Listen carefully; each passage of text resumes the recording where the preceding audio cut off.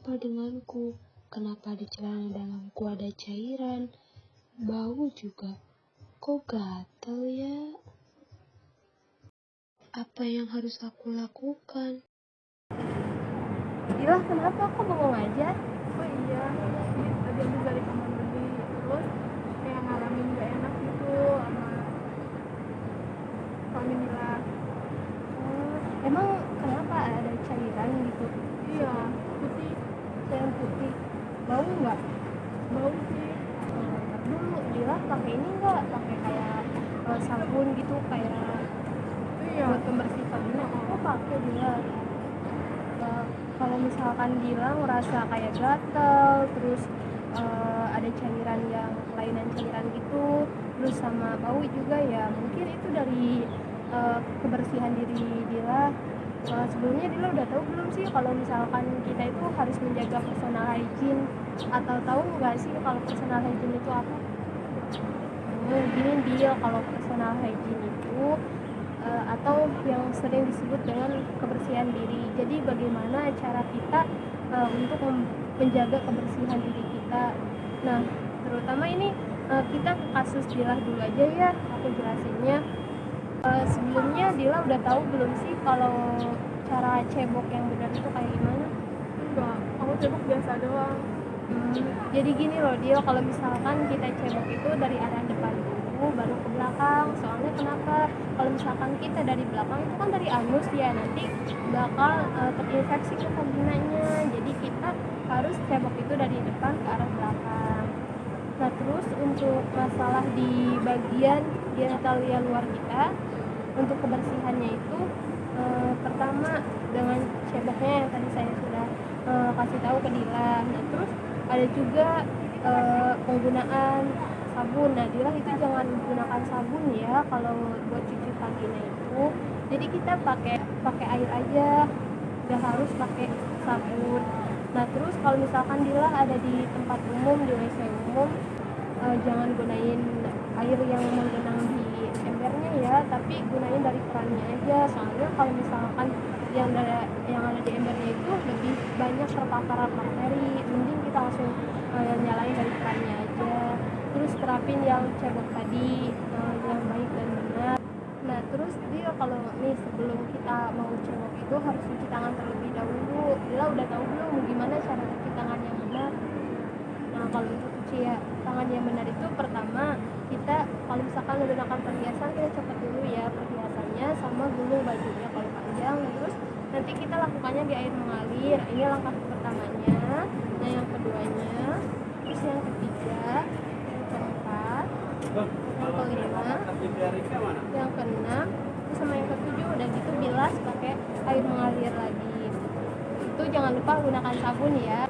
Nah, kalau untuk mencuci vagina itu nggak harus ya dia pakai sabun, itu sangat bahaya banget karena kita juga di vagina kan udah ada tuh bakteri baik yang bisa melindungi kita. Jadi kita hanya cukup dengan cebok yang benar aja, nggak usah pakai sabun. Nah, terus dia untuk menghindari keputihan yang tidak normal juga kita harus menggunakan celana dalam yang nggak ketat. Terus harusnya yang berbahan katun sih biar menyerap ya keringatnya itu. Nah, terus minimal 2 kali sehari ngegantinya itu biar nggak ada bakteri. Terus selain itu kan personal hygiene ini menyeluruh ya, nggak cuman kita harus merawat di bagian vagina aja, tapi kita juga harus rawat yang bagian lainnya, kayak mulai dari kepala nih. Kalau kepala kita cuci rambut atau keramas itu minimal 2 kali sehari.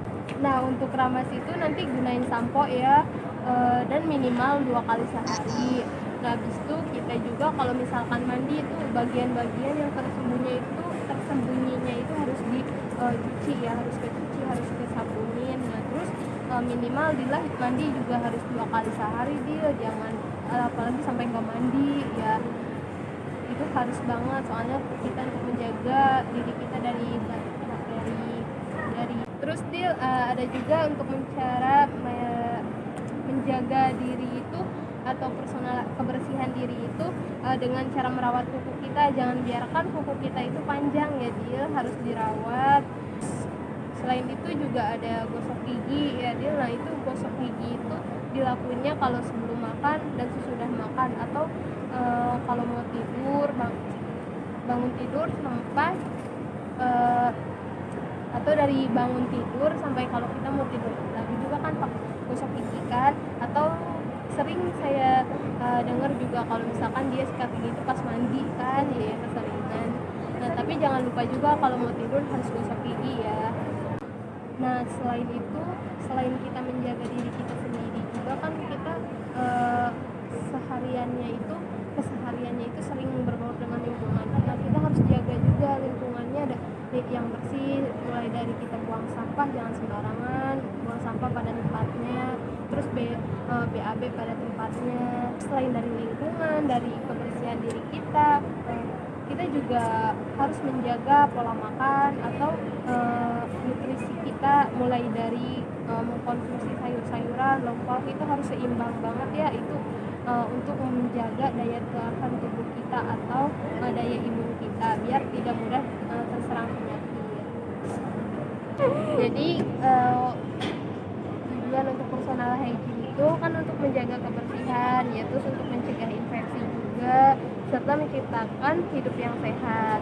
Nah kalau untuk dampak keputihan yang tidak normal itu kayak ya seperti tadi ya, merasa gatal, terus berbau juga, terus cairan keputihannya itu berwarna kekuningan sampai ada yang kehijauan juga, itu sudah tidak normal lagi. Nah kalau misalkan keputihan normal kan itu warnanya kuning ya, juga kehijauan gitu, terus nggak ngerasa gatal juga dan tidak menimbulkan berbau yang khas banget kan.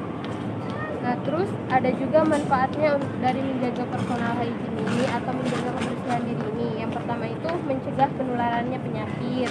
Nah terus untuk merasakan nyaman untuk berinteraksi sosial, terus meningkatkan status kesehatan kita juga. Bagaimana dari penjelasan saya, apakah Dila udah paham nih?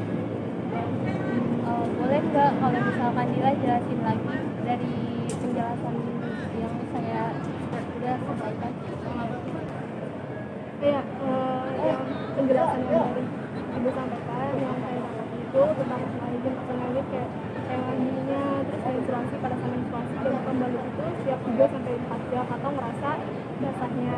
Terus kalau misalkan itu ceboknya juga nggak boleh dari belakang ke depan, tapi harus dari depan ke belakang karena untuk mengurangi infeksi bakteri vagina.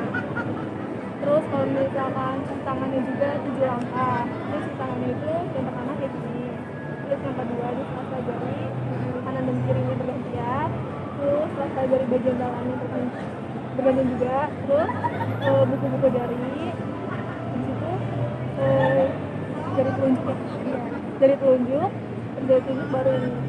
Nah, terus ke pergelangan ini. Kalau misalkan mencuci tangan juga ada perhiasan dilepas, terus meminta baju panjang digulung. Seperti saya udah paham dari penjelasan dari Ibu. Yaudah, terima kasih ya. Semoga personal hygiene ini atau menjaga diri ini bisa diterapkan dalam kehidupan sehari-hari. Terima kasih ya.